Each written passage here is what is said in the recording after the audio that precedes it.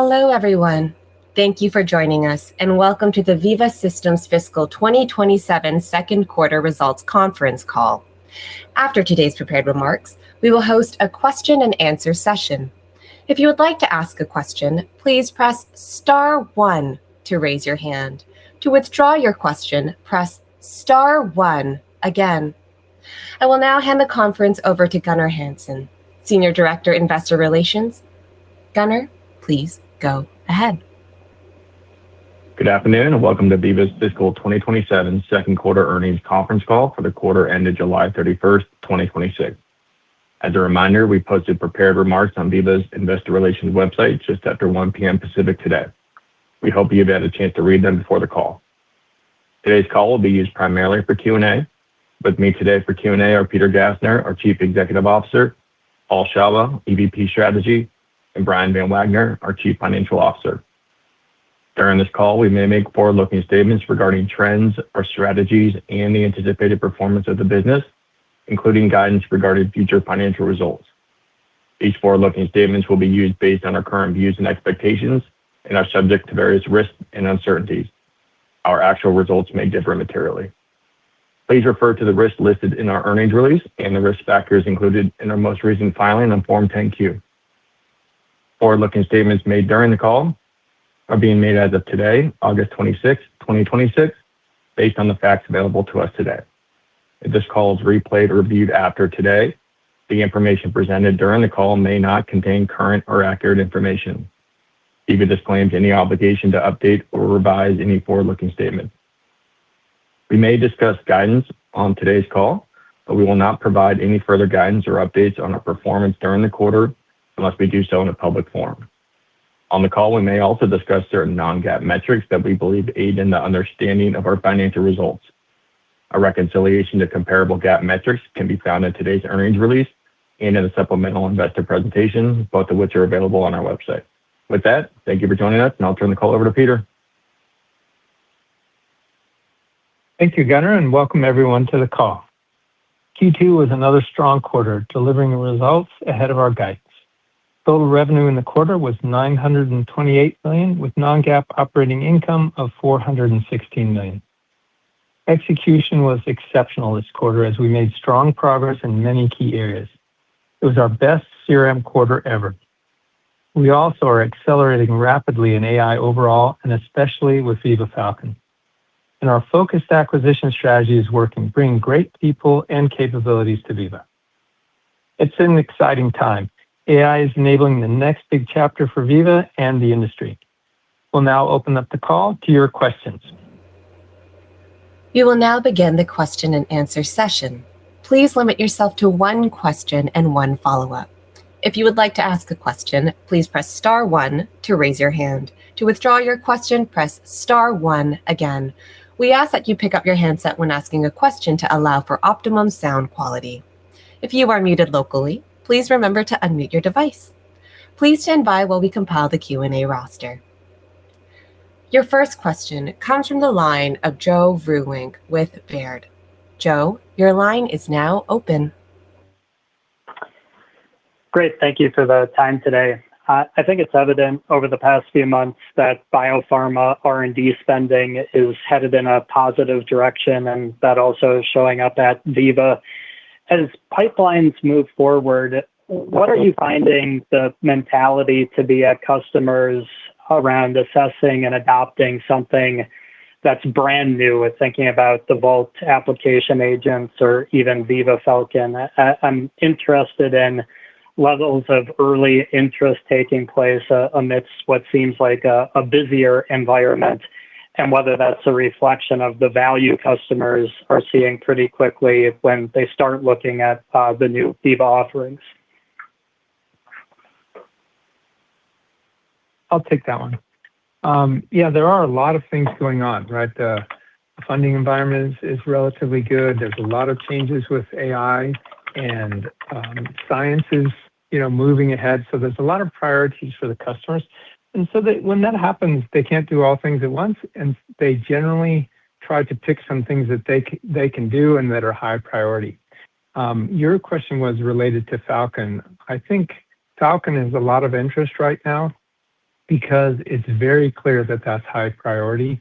Quick cost savings and compliance and efficiency, that's high on everybody's priority. So I think there's a lot of interest in Falcon. We're the rate limiter right now. We have to get that product ready, start working with the early adopters, but interest in Falcon is very high. That's great. And then maybe as you think about how customers can now engage with Veeva in an AI framework, you have the application agents, you have Falcon, you have a custom development framework that you've introduced. Are any of those modes of engagement maybe becoming larger or a bigger piece of the conversation? And do any of those modes matter more or less as you think about how your financial model evolves and what the impact might end up being to Veeva? Yes, it is a major change for Veeva. So Falcon is agentic labor. That's something different than we've done before. Right? We've done cloud software, data, consulting. Now we have this fourth thing, agentic labor. So it is transforming the discussion. There's two different things you could do with Veeva. You can do some agentic labor. You can do core applications. That was never the case before. The important point is Veeva, it fits very well. It's a structural advantage for Veeva to both have the agentic labor and across multiple areas in life sciences and have the core applications across multiple of those areas in life sciences. So that's why I feel like we're very well positioned, and the conversations are very rich. Gosh, I just hope, we got to get that product going as soon as we can. If we had our early adopters live and successful right now, I don't want to be hyperbole, but Falcon would be flying off the shelf if that was the case. Because one thing to know is there's not an extensive Falcon implementation. There's not a data mapping from one system to the other. There's not a cutover process. There's not ETL to do. So this implementation to full value is faster with Falcon, but the tech underneath it is newer, and we have to get our motion down there. If you can tell, I hope you can tell, I'm pretty excited about Falcon. I really think we're onto something. That's great. Thank you. Your next question comes from the line of Brian Peterson with Raymond James. Brian, your line is now open. Hey, gentlemen, thanks for taking the questions and congrats on a strong quarter. So the commercial segment was really strong this quarter. I know you called out a record results. Could you maybe unpack what drove that acceleration in the subscription line item? We'd love to get some more color there.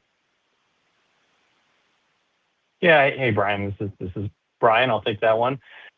Commercial subs, very strong quarter. I think the culmination of many quarters of execution, but you see them showing up in the results here. Up about 13% year over year. Even when we back out Crossix, it's double digits in the rest of commercial. So it's quite a broad-based strength in the commercial offering across CRM, content, data, Crossix, Ostro most recently. So we feel very good about the execution. Crossix continues to be a strong performer with a lot of headroom for growth.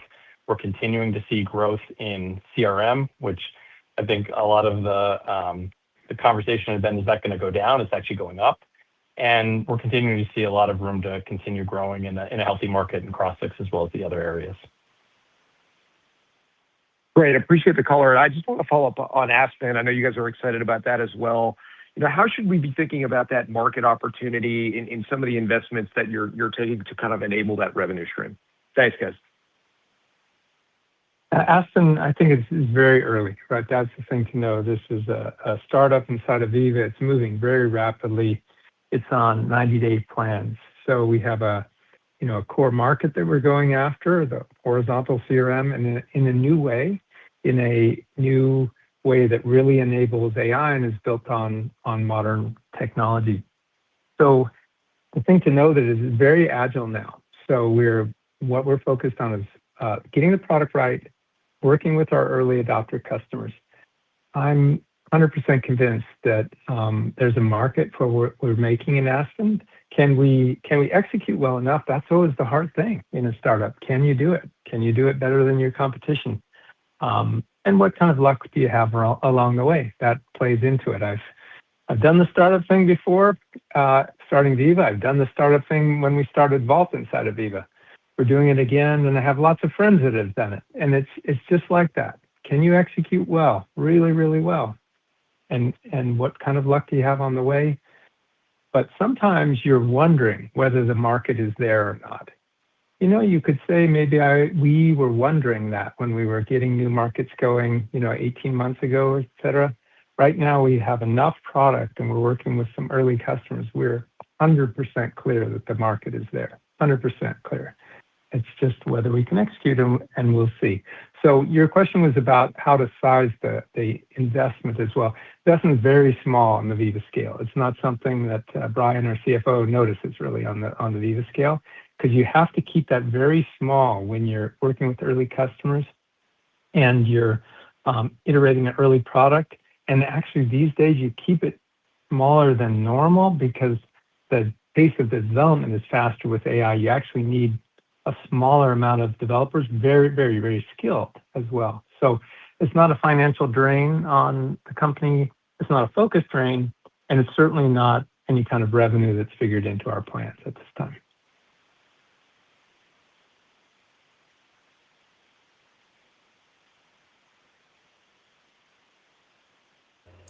Your next question comes from the line of Ken Wong with Oppenheimer. Ken, your line is now open. All right, fantastic. Thanks for taking my question.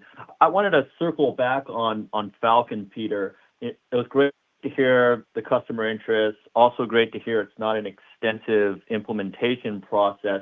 But what I didn't get a sense for was as you're trying to introduce virtual labor to your customers, is that a different counterparty that you're selling to versus maybe the CMO or the CIO? And then secondarily, how difficult do you expect it to be to maybe work through the inner politics of shifting the budgets from an IT wallet to maybe an HR labor wallet? Any help in helping us think through that? Ken, great question. Now, I'll be able to tell you this definitively now. In a couple of years when we're selling lots of Falcon, I'll be able to give you the readout. So I'm going to gaze into the future and tell you what we know so far. First off, it's actually going to be an easier selling cycle because IT is really not involved in agentic labor. That's not something they're involved in because it's not like that. If you're selling a solution to safety, this is about the budget of the safety team. So it's really the head of the unit, the business unit, and the head of the sort of the operations of that business unit. So that's super clear. And the other question is, yes, it is a very related buyer. This is actually, we have not hit the case for Falcon where we're selling into a buyer that we are not selling into because we're always selling into the business side with our business applications. Now, sometimes more or less. For example, in the areas of Falcon, where Falcon is playing, for example, safety, clinical, regulatory, that's always been somewhat more of a business sell. IT involved, but somewhat more of a business sell. CRM is the most IT-heavy sell that we have in general. So these areas where we're doing Falcon, they were ready, I would say, on the average, 60% of business sell, and those are people that we've been selling into for 10 years. Understood. And then, Brian, just a follow-up on some of the investments. It sounds like with Aspen, it might be sort of small up front, but as we think about you guys ramping on Falcon, ramping on Aspen, ramping on some Vault, Vault agents, Vault AI, I mean, should we expect maybe an uptick in terms of sales investments, R&D investments, anything we should be thinking about relative to how you guys are spending today?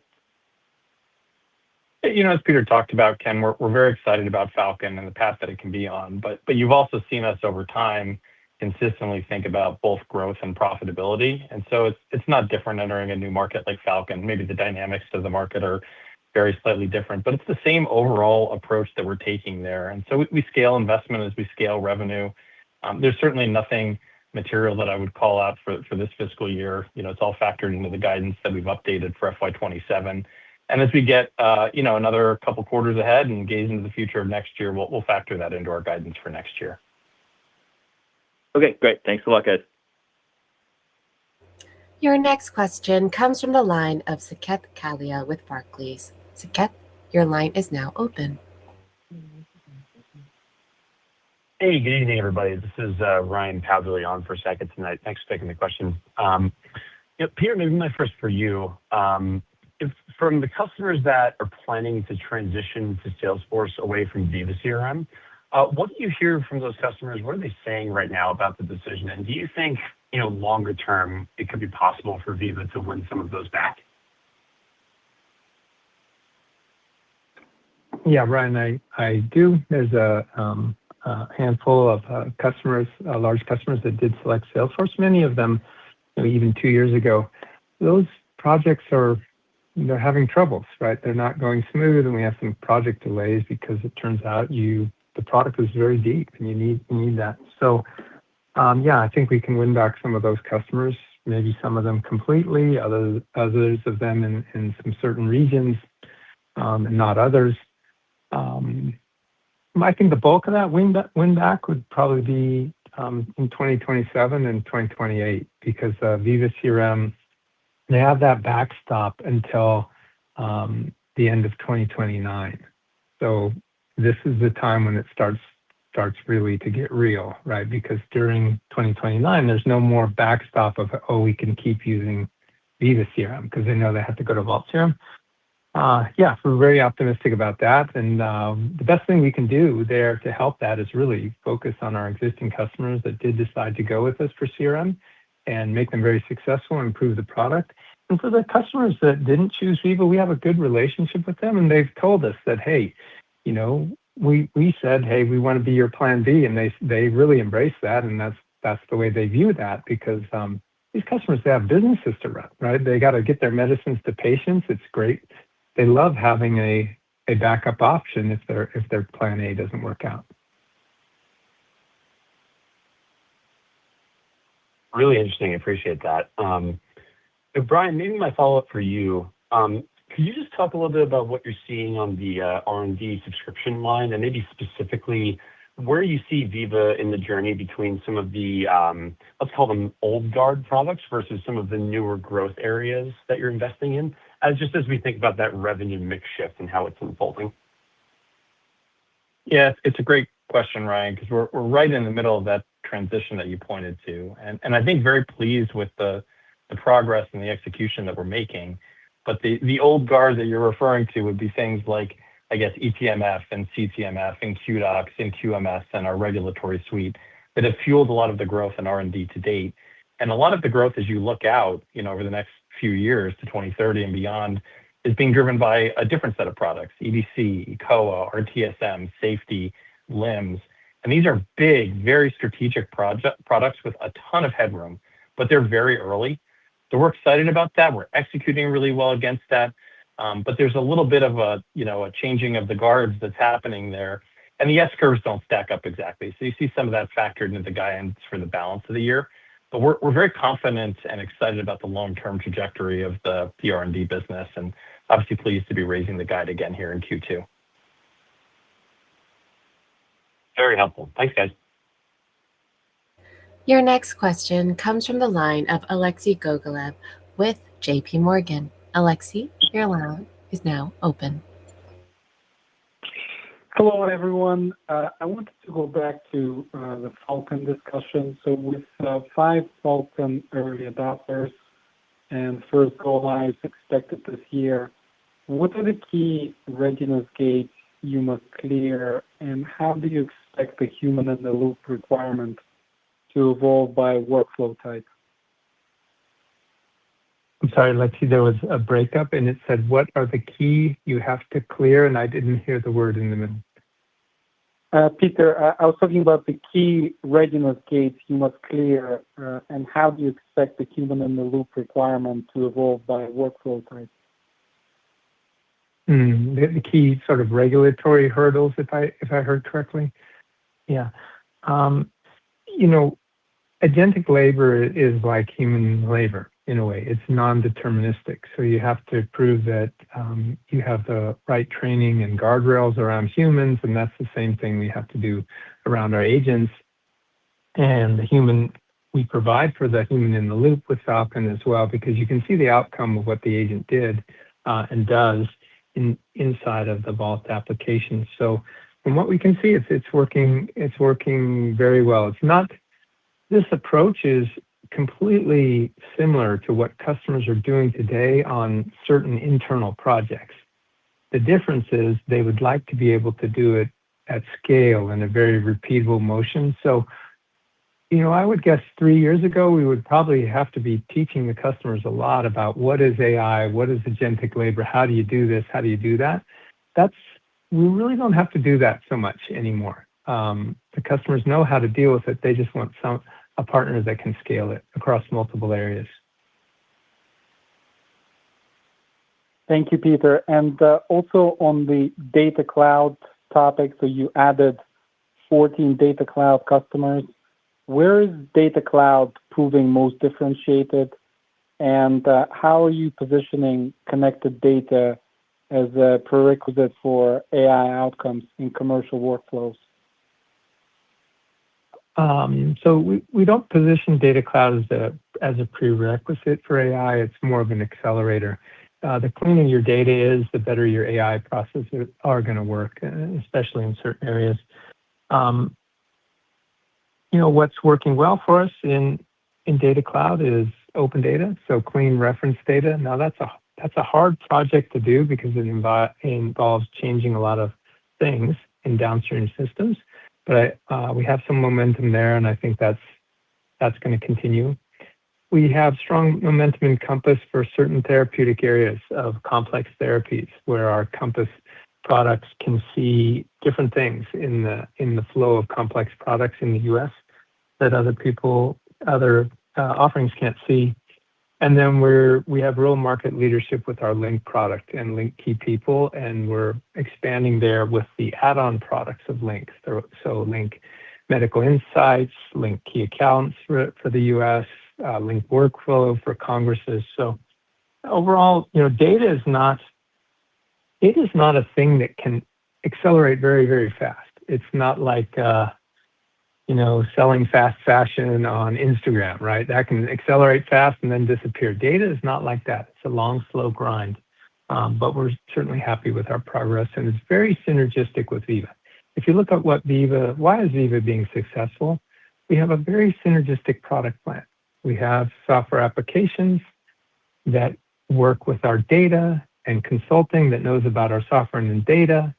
And we have agents that work with our applications that are known by our consulting and that leverage our data. So it's not a random set of products. We're building the industry cloud, and the more our customers realize it, the more benefits they get because things fit together. Thank you, Peter. Your next question comes from the line of David Windley with Jefferies. David, your line is now open. Hi, good afternoon. Thanks for taking my question. I wanted to ask Peter on Falcon quickly. Are your early adopters exclusively sponsors or OEMs, or are you also seeing some service providers approach you to adopt Falcon capabilities? Our early adopters are with sponsors. Now, we have had some interest with service providers. I say that carefully, interest. They're interested, but we really haven't engaged heavily there yet because you have to be focused when you start working with your first customers. Service providers will have similar needs to sponsors, but not the same. So we're focusing on the sponsors first, and I fully expect over time that this will be useful for outsourced service providers. But we have to work on the sponsors first. Great. And pivoting for my follow-up, a lot of moving parts in China over the course of this year, maybe over the course of the last several years, regulatorily, drug development-wise, et cetera. How do you see the China market as an opportunity for Veeva right now? Yeah, China is certainly moving fast. I mean, when we look at my tech career spanning, it's over 30 years here. It's just, just astounding the transformation in China and what it means for the global economy and what can be accomplished and the whole notion of a parallel tech stack in China. So yes, it's moved so fast and it continues, and it's great to see that from my perspective. It brings variety. So our opportunities there, we have quite a few products that are made by our Veeva China team in China for China. So we have our China CRM suite, and that's gaining market share. That's written on the China tech stack, et cetera. We have our data products made in China specific for the China market. And there's other things that we can do in China there, in China, for China. But one of the big, benefits is those products fit with our global products. For example, China CRM fits with our global PromoMats products. So there's a synergy there. China's good business for us, and we're proud to do that in China, and it's profitable for us there, and it's growing. But it's also synergistic with our global business because our global customers, when they have their headquarters in the US or Japan or Europe, they want a team, a global Veeva team that can help them with China also. So it's very synergistic. We really love our China business. Thank you. Your next question comes from the line of Rishi Jaluria with RBC. Rishi, your line is now open. Oh, wonderful. Thanks so much for taking my questions. Nice to see continued strength in the business. I want to start with a question on Aspen and the pricing model. I think the publicly posted pricing model is really interesting and compelling as application software companies are kind of figure out kind of the pivot to, more consumption, et cetera. And you're talking about charging per human or per agent. Can you maybe walk us through, how you see that pricing model starting, how, the puts and takes of that, and what lessons or learnings can kind of be picked up from that as you see more Falcon adoption, more AI adoption within the broader Veeva suite, and, trying to kind of price accordingly for this new AI world? And then I've got a quick follow-up. Yeah, so cloud software, we got to remember it hasn't been around for 50 years, right? I was working on it in the early days of Salesforce.com, and that was not even 25 years ago, right? It was, for me, it was 23 years ago. So very early, and the pricing model sort of arrived, and the technology model arrived, and the way we do things arrived. And you see that all in the first generation big cloud companies, big cloud application companies. There's a way you do things, right? So Aspen is taking a different approach that may or may not prove effective. It's to say, well, it's a different approach. A different technical stack, a different approach there, and a different pricing approach. It's just much more simple. You get your productivity, $50, $50 a user a month. So it's not this crazy price, and you don't know what it is, and you have to haggle with your sales rep for discounts. And if you're a big company, it's this and that, and 14 different editions. No, it's more like modeled off of Amazon Web Services. There's a price, okay? And it's a good product. You can buy it. You don't have to buy it. It's a good product. So we will lean into that. And then there's, of course, usage overage. Okay, let's say you buy 5 users, it's $50 a month, and you put a terabyte of data in there for some reason. Well, okay. Well, that's not anything that anybody thought about. So there'll be overage charges that you will pay monthly on the overage. So you kind of, it's a mix. You get, I would say we're shooting for mostly predictable because that's at the end of the day, large businesses would really want mostly predictable, but you have to have this escape hatch to say, yeah, I can't use unlimited compute because that's kind of, that doesn't make sense. So now we're also going to listen to our early customers, and we're a very customer friendly company. And if there's a better way to do it, we'll certainly do that. We're after authentically customer success. You got to remember, we're a public benefit corporation. We're after success for our customers, the industries we serve, and Veeva and our investors. So the thing is, make it simple, get rid of all this noise that have built up in the systems over time. All right. No, that's really helpful. And then maybe just thinking through, as Falcon and kind of your AI products grow, can you talk a little bit about, under the hood, what sort of, the AI stack looks like, and maybe more importantly, as these become a bigger portion of the business, drive greater usage, and obviously, as you pointed out, Peter, greater customer success. How should we be thinking about the impact on margins, both gross margins as well as free cash flow margins? And is there opportunity over time to leverage more multimodality and even some of the open weight models as they improve to control some of that potential gross margin headwind? Thank you. Yeah. I don't really want to make predictions on Falcon because it's early, but in general, I don't think we're going to have a gross margin problem. I think the gross margins will be roughly similar to our software. And here's why. When we really go deep into Falcon and we have what we call Falcon copies, where we have the real customer data that we're testing the agents with and developing the agents with, we know what's going on. So more and more and more of that work goes into the deterministic software. And we use the non-deterministic models, the Anthropic models, et cetera, when we need to. So it's not, a lot of this value is going into the agent. And then I believe everybody knows that the cost of these models are going to go down, versus whether they're with better hardware or open weight models or et cetera, et cetera. The current cost of the models is not sustainable, not based on what we're doing, but based on this notion of what software development is doing, eating up 50% of the tokens in the world and hundreds of billions of dollars. Somebody's going to build a better mousetrap for that over time, and that'll compress the prices. That's our belief. But even if that wouldn't happen, I think Falcon would be a great business because we're pushing a lot of things into the deterministic layer. All right. Very helpful. Thank you so much, Peter. Your next question comes from the line of Tyler Radke with Citi. Tyler, your line is now open. Yeah, thank you for taking the question. Brian, just going back to your comments on the R&D side of the business and talking about kind of the stacking of those S-curves, I was wondering if you could just be a bit more precise in terms of the timing and when you see the kind of the growth inflection happening from those S-curves.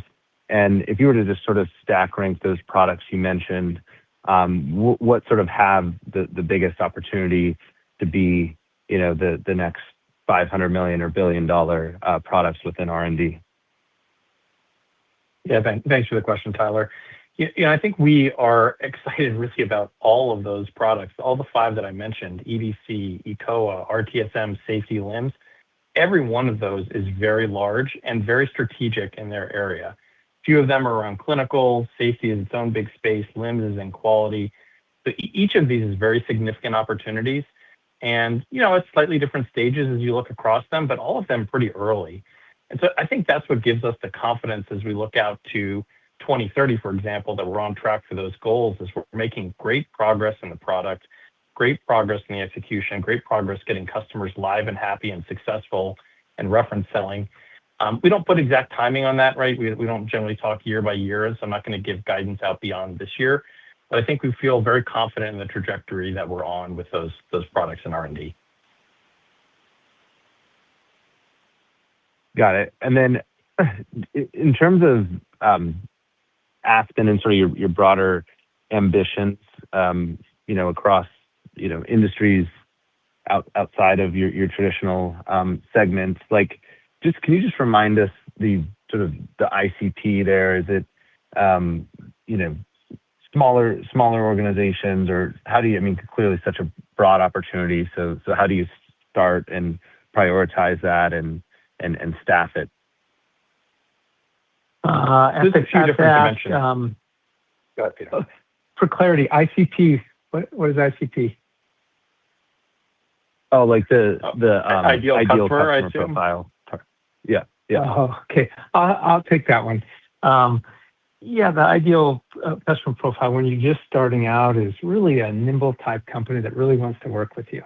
And I think in this area, we're going to probably get a lot of young tech startups, right? Because they're doing something really innovative in what they're doing, and they don't really want to do the same old thing in CRM for core, account, contact, opportunity management.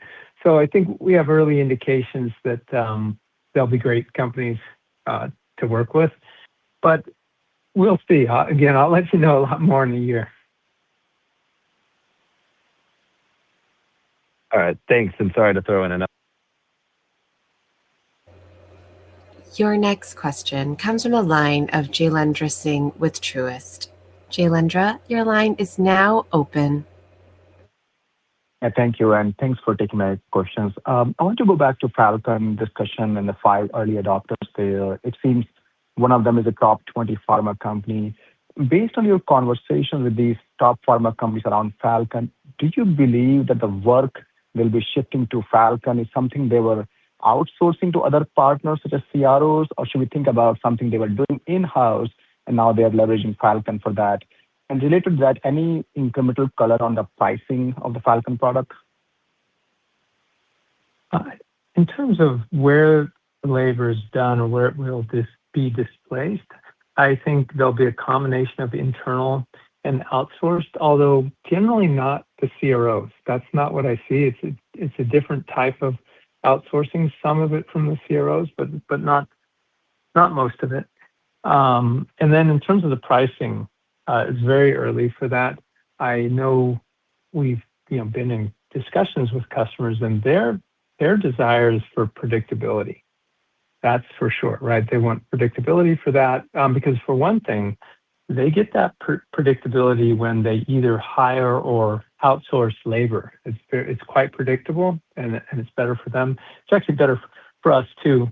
So, but what gets in the way of that a little bit is, well, Falcon is quite early now, so it can do certain things, but it can't do the things that it will do 3 years from now. So how do you have a fixed price when your capabilities are rapidly improving? So I think with some of our customers, we'll end up having enterprise license agreements, enterprise subscription agreement for the labor based on the size of their company or their function, but it will probably escalate over time. It will be lower in the beginning when Falcon is less mature. So if you want a teenage Falcon, it costs you X, and if you want a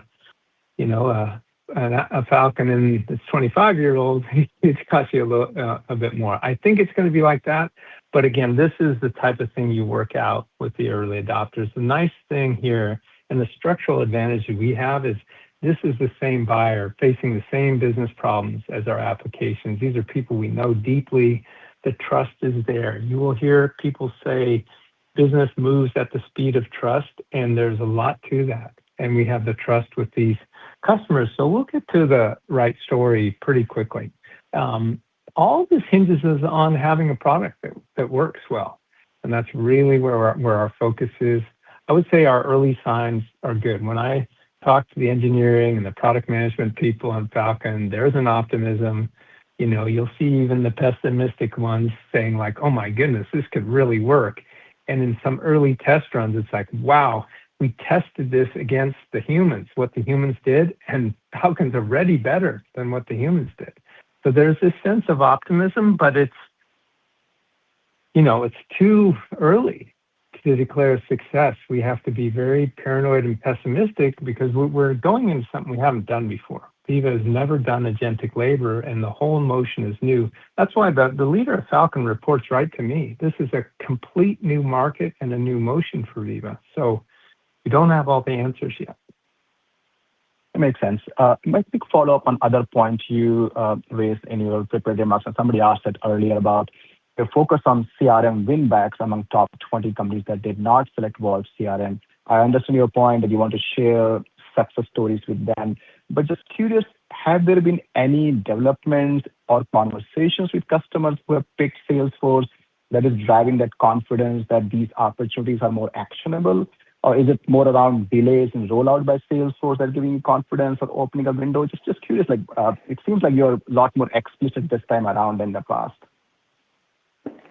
Yeah, it's based on our execution and what we're seeing with Salesforce as well. I think Peter alluded to earlier how Salesforce has been struggling with some of the larger projects that they have, and they don't really have any customers live. And when you look at what Veeva is doing, it contrasts pretty significantly. We have over 180 customers live. We have customers that are turning AI on. We had a big milestone in CRM this quarter where one of our top 20s turned AI on in CRM for their entire field force. So really significant milestone. So the contrast between how Veeva is executing and what we're seeing on the other side is very significant.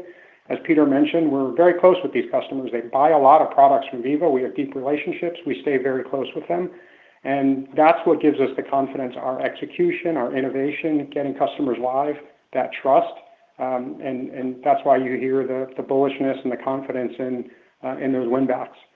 Just more broadly in the overall market, we're executing very, very well in CRM. It's really clear that we are the market leader. We're going to maintain the market leadership position.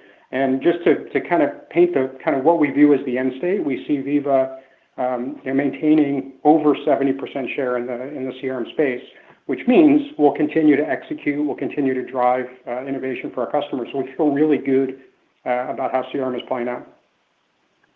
Yeah, I would say you asked about our customer interactions there. Yes, we have customer interactions that lots of people at Veeva do with these customers, and I personally do at times too. And a common thing you might hear is from a customer is, we're not ready to make that decision yet, right? So, they're open to it, they're looking to it, they're not ready yet. So those types of things give us confidence.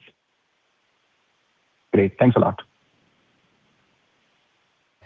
Your next question comes from the line of Craig Hettenbach with Morgan Stanley. Craig, your line is now open. Thanks, and great discussion around all the AI developments. Peter, from a macro perspective, after a couple volatile years, whether it was IRA, MFN pricing, tariffs, the backdrop has steadied. So I'm curious, outside of agentic, in your customer discussions, what are they most focused on? What areas in terms of are they leaning into investments that you're seeing in the business? Yeah, Craig, it is interesting. We think things have steadied.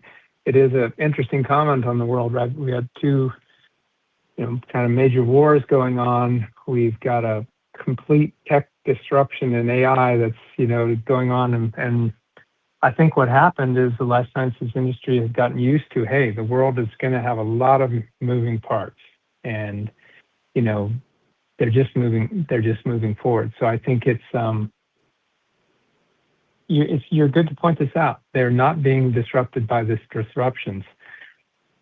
If we would have something really catastrophic in the future, that can always disrupt things. So, for example, if we had a major shift in interest rates, well, life sciences is a capital-intensive industry, that can do things. If major escalations in war, that can do things. But so far, industry seems to be executing pretty well and focusing on the jobs to get done.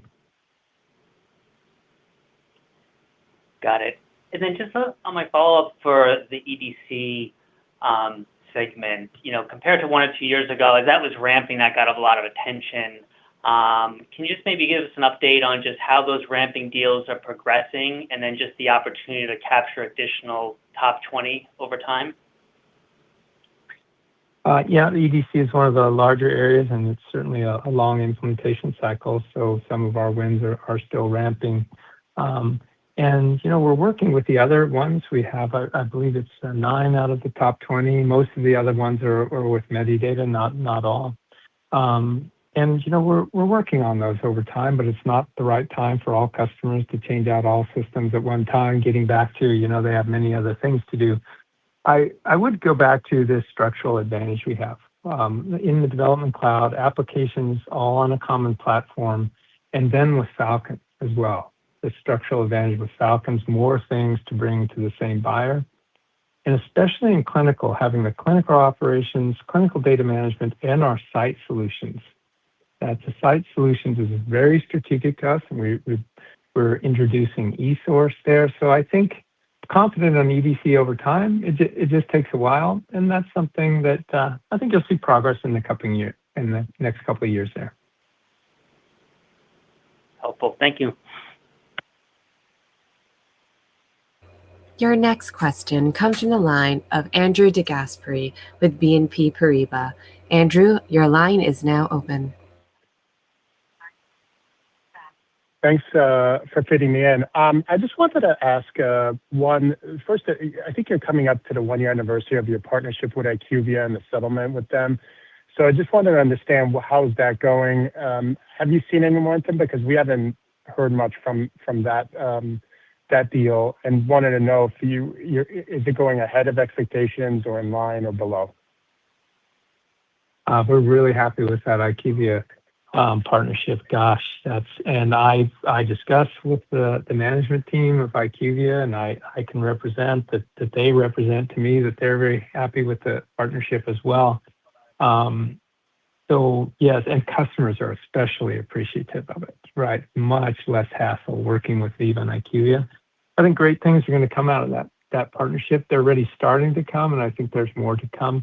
When you look at it, IQVIA and Veeva, we're both major players to the life sciences industry. We are the two major players, I think it's fair to say, by far. And AI is transforming the industry.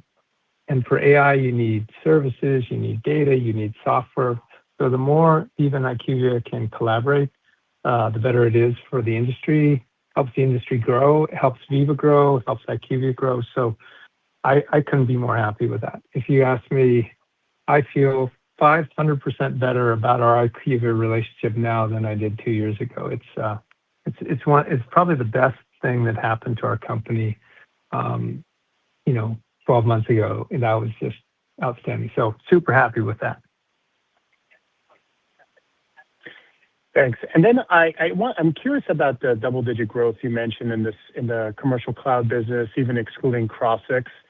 And I just want to unpack that, like in terms of did it come from PromoMats and some of the other marketing tools, or was there something unique about the CRM side that was giving you that acceleration?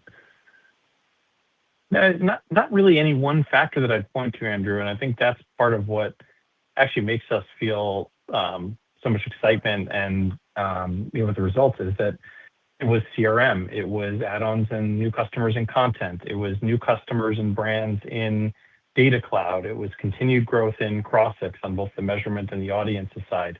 It really was broad-based growth around commercial. And I guess what I'd point to is some of what Peter and Paul have mentioned is that full commercial story and full capability of all those products on one platform from one provider really resonating in the market and driving growth. So very, very strong quarter from commercial.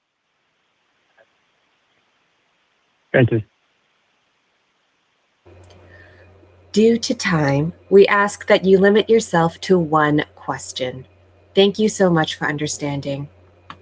Our next question comes from the line of Dylan Becker with William Blair. Dylan, your line is now open. Hey guys, appreciate it. Maybe Peter, if we touch on the strength in consulting and services, I know that there's kind of several components to that, but how would you classify kind of the value of efficiency of kind of being able to do more with the same kind of amount of your existing resources versus the efficiency gains you're seeing there enabling your customers to go faster and capitalize on kind of more of the AI opportunities, maybe meet their kind of increasing willingness, if that makes sense. Because it does seem like that's another area. I know it's not perfectly correlated to the subscription side, but continues to see healthy momentum in driving that change management for a lot of these enterprises.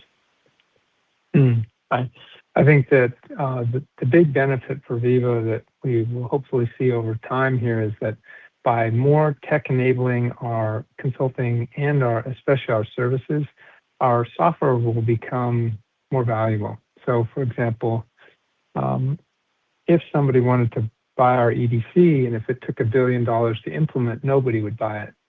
But if it took $10 in a week, everybody would buy it. So the faster you can have your implementations go and the more accurate, the less cost, the more valuable your applications become. So that's the big driver. Yes, it probably means growth for us in services because people will buy more services. But it's about customer success and the industry success and driving our application business. I overall think it'll be a renaissance for services and consulting companies as we go forward, because I think this notion of tech-enabled services, specialized tech-enabled services, is really going to drive growth rather than going to generalists that say, hey, I have people that can do a lot of things. No, you have a job to get done. You'll probably go to the specialist that has a tech-enabled service that can get that done. And I think that will actually lead many companies to do more with partners rather than doing it internally, because they can get the outcome quicker and better with a tech-enabled service. Your next question comes from the line of Tamjid Chowdhury with Guggenheim Securities.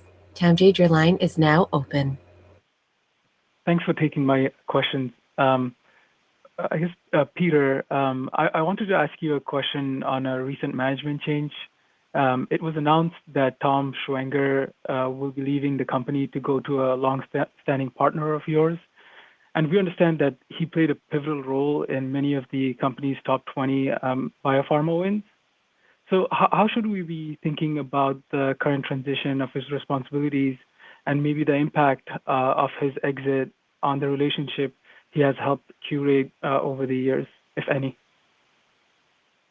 Yeah, Tom, we of course sad to see Tom go. Tom was at Accenture before he came to Veeva many years ago and was a great Veeva partner at Accenture. And Tom's going to go on to be a CEO of a services type partner. And we think that he will be a great partner for us there now. So, all good there. Those relationships don't go away that Tom has, so he will keep those. And in terms of Veeva, when customer, especially when you mentioned CRM, gosh, that's a business critical decision that lasts for 10 years. It's involved. There's many, many people involved in that, and there's a product involved with that. So Tom's departure won't have effect on our CRM business, because that's more of it's an enduring, long-standing thing. It's different than maybe consulting type work or something like that. This is product attachment, so that's not going to affect our business. Your next question comes from the line of Billy Fitzsimmons with Piper Sandler. Billy, your line is now open. Perfect. Thanks so much for taking the question here. Congrats on the 2 big top 20 biopharma wins for Vault CRM in the quarter. Could you give a little more color on how those deals played out? What ultimately drove them to Veeva over Salesforce? And for the top 20 vendors that have not decided yet, has your level of confidence changed in potentially winning those versus, say, 90 days ago? Thank you. Yeah. So first, we're excited about the exceptional quarter that we had, and that was one of the headlines. You heard us talk about 3 large companies, 2 in the top 20, Lilly selecting Vault CRM, Biogen selecting Vault CRM, and then of course we had Regeneron as well. The why is pretty simple, and I think we touched on it on this call. Right? It goes back to trust. So they trust Veeva to be able to deliver, and then product excellence. The product is working. We are delivering on the promise of all the innovation that we've told the market we would execute on, and that's playing out in the marketplace. So it's trust and it's great product. I mean, it's really it simply comes down to those 2 things.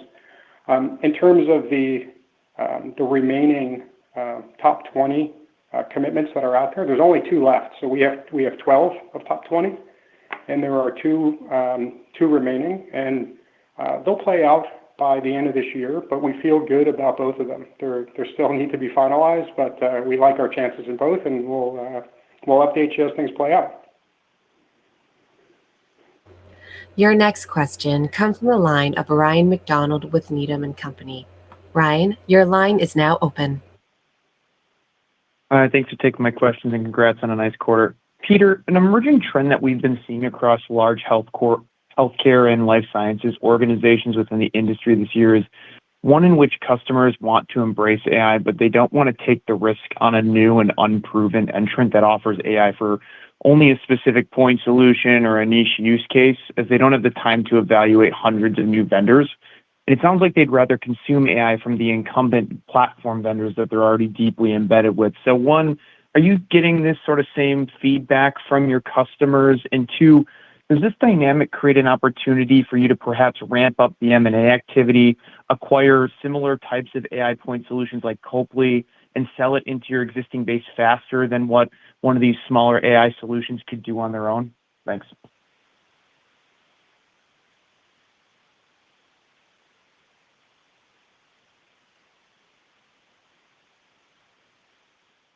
Sorry, I was giving a great answer on mute. The customers want to be out of the experimentation phase. They definitely want to be out of that. So some months ago, when we first introduced Falcon, I had customers come up to me personally. We were at an event, and they said, "Oh, thank goodness you're announcing that, because thank goodness you're announcing that, because I didn't want to evaluate all these small vendors, so now that you have an offering, that helps me not have to go in and look at all these small vendors." So yes, it's absolutely what customers want. In terms of acquisitions, we may find others that are a cultural fit, but we'll be very discerning. Coply was an excellent acquisition for us. And by the way, the Falcon, which is now Falcon MLR, that is maybe our sales cycles there are probably more advanced than in any other part. That market is very, very ripe for things. But in these other areas, we're getting started, and we're making a lot of progress with Falcon. So if we're going to do an acquisition there, it would be more for talent acquisition and not for product, because we've put a real good base in the Falcon product and Falcon platform. I don't think we'll need acquisitions for product anymore. We did look at some when we were just starting Falcon. We looked at a number. I would say in at least 20 companies to look at. We found one that was the right fit of culture, product, and that of willingness to be acquired. And we found that in Coply. So it's sometimes like that. For Falcon, I don't actually expect us to find another acquisition that fits, and we're not dependent on any acquisition, but we'll see what happens. Your next question comes from the line of Gabriela Borges with Goldman Sachs. Gabriela, your line is now open. Hi, everyone. This is Grayson on for Gabriela. Thank you for taking our question. Just one on Aspen. What are the specific customer problems that Aspen is aiming to solve that, maybe the existing horizontal CRM platforms struggle with? And what are the milestones that you would point investors to watch for over the next year? Thank you. In terms of milestones, I think it's probably just, the things that we say on our earnings calls and things like that. That would be, because there's not going to really be visible milestones. I would say we'll probably give you updates when the time is there. And your other question was basically how will things be better? Is that what the question? If you could rephrase that again. Yeah, just what are the specific, customer problems that you're aiming to solve with Aspen versus what some of the existing horizontal CRM platforms struggle with today? Yeah. There's a couple. One is price being unpredictable, getting out of control. That would be one. The other one would be just sort of dependability of the vendors, right? That you can really count on the vendor to be on your side. Scalability of the vendor, right? Sometimes they want something that really works for a small company but can scale up to a very large. Now in the market, you have to pick, do I want something that works for a small company, or do I get something that's too big for me now, but it can scale up? Other things are just data entry. The existing CRM systems really, if you get into them, they require a heck of a lot of data entry. Most of that with AI doesn't need to be done anymore. And then I just think there's just this other fundamental thing of better CRM system. And that's just the details of a fundamentally better data model, better business logic, better just details like how do you handle multi-currency? How do you handle forecasting? How do you handle implementation so that you can get the CRM you want for your company in 3 months rather than getting half of what you want in 3 years? So I was on the board of Zoom for many, many years, and Zoom was a very small company when I joined, and very few investors wanted to invest in Zoom because they thought, well, there's already WebEx, there's all these other things. But Eric, had an idea, but mine will be fundamentally better. And that's the same idea here. Now, that's unusual that could be disruptive, but I think in this case it will be. Better, nicer, less expensive, more predictable, faster. I think all those things add up.